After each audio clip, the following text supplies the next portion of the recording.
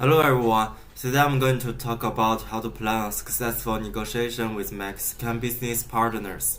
Mexico is well known for its warm hospitality and vibrant culture, which also shape its unique negotiation style. By understanding these cultural traits, we can improve our business communication and build stronger partnerships. Today's video will walk you through the cultural background of Mexico, key values and behaviors that impact negotiations, some practical tips you can use, and finally, a sample plan to guide you next international negotiation. Let's start with the cultural context. Mexico is located in the southern part of North America and has a rich, diverse culture influenced by indigenous heritage, Spanish colonialism, and modern global trends. It's a place where traditions and modernity mix, and this blend shows up in how people interact, do business, and resolve conflicts. Family relationships and social ties are central to Mexican life. Family is often seen not only as a support system but also the foundation of social identity. Extended family members are usually involved in major life decisions, and these values extend into the business world. Business partners are often expected to build a personal connection before a deal is made. In both personal and professional settings, people prefer to build trust through informal interactions such as shared meals, social events, or casual conversations. This emphasis on personal trust, or what scholars sometimes refer to personalism, play a key role in building successful partnerships. Now let's talk about communication. Mexico is a high context culture. This means that communication is often indirect and a lot of meaning is conveyed through nonverbal cues like facial expressions, tone of voice, and body language. Unlike low context cultures such as Germany or the United States, where messages are usually direct and explicit, Mexicans may express disagreement or concern in more subtle ways. This indirectness is not about unclear, it's about showing respect, preserving harmony, and being sensitive to others' feelings. For someone coming from a low context culture, it's important to listen between the lines and pay attention to how things are said, not just what is said.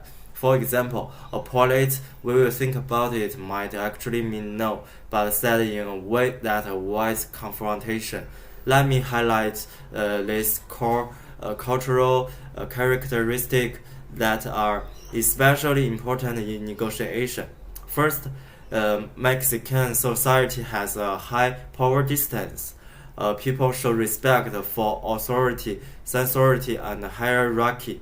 Business decisions usually come from the top, and subordinates tend not to challenge them. Titles and ranks matter, and you should be mindful of who the decision maker is in the room.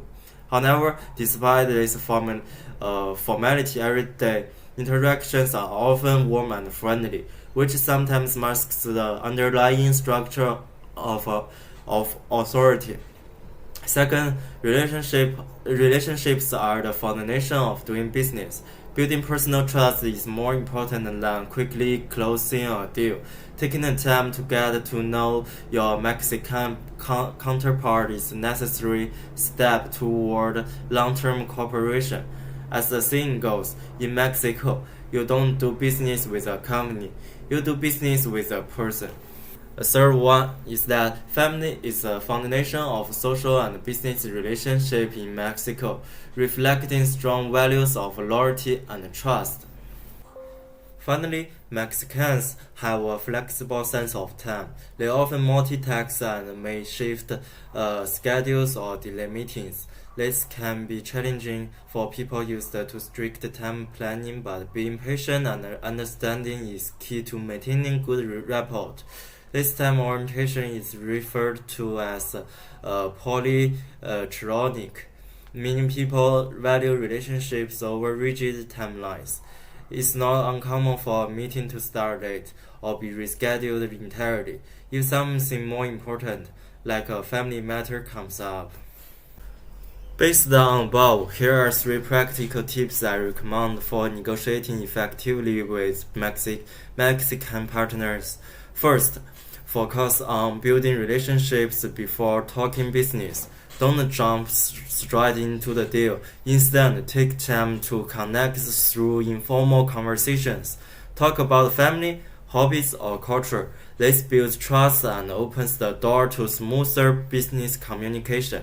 You might start with a lunch meeting and only after that talk about the business agenda, a sincere interest in your counterpart's background and values will go a long way. The second one is show some respect for family values can help deepen business trust and strengthen connections. The third one is that be polite and avoid direct confrontation. Mexicans often express disagree indirectly, so when they don't agree, they might not say no directly. Pay close attention to their tone and expressions. Responding respectfully,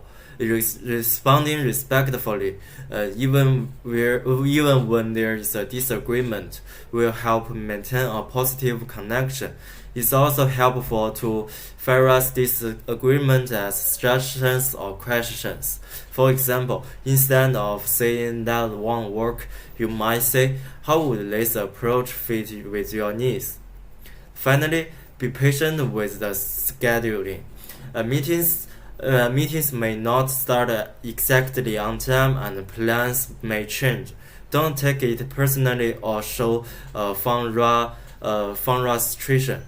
Instead, stay calm and flexible. This shows respect for their way of working and helps the negotiation move forward smoothly. Keep in mind that building a relationship may take multiple meetings, and trying to rush things could actually delay progress. Now, let me walk you through a sample 3-day negotiation plan that incorporates these cultural elements. Day 1, I will visit a Mexican company and bring a small gift like chocolates or local souvenir as a gesture of goodwill. I don't jump into business right away. Instead, I talk about family, hobbies, or culture to create a relaxed and friendly connection. This shows that I value them as people, not just as business partners. Day 2, I will invite my Mexican counterparts to dinner. Over a relaxed meal, we can have informal conversations and build deeper trust and understanding. It's during these informal moments that real connections are made, and the future collaboration becomes more likely. After day 3, I will hold a formal business meeting to discuss the details of our potential cooperation. I stay patient, listen carefully, and observe their tone and body language. I'm open to changes or delays in the progress, showing flexibility and respect for their culture. If concerns come up, I respond with empathy and focus on long-term benefits. This structured yet culturally sensitive plan not only shows awareness of Mexican customers, but also increases the chance of smooth and productive negotiation. To wrap up, when negotiation with Mexicans, I keep 3 principles in mind. Relationship first, respect for communication and patience. I always take time to build personal trust before discussing business. I communicate in a polite and indirect way, paying attention to body language, and I remain flexible and calm with the timing scheduling. Understanding and respecting these cultural norms is not just about being polite, it's about being strategic. It's how you show respect or trust and pave the way for meaningful long-term collaboration. I hope today's video has been helpful. Thank you for listening. Also, this page is my reference. That's all. Thank you.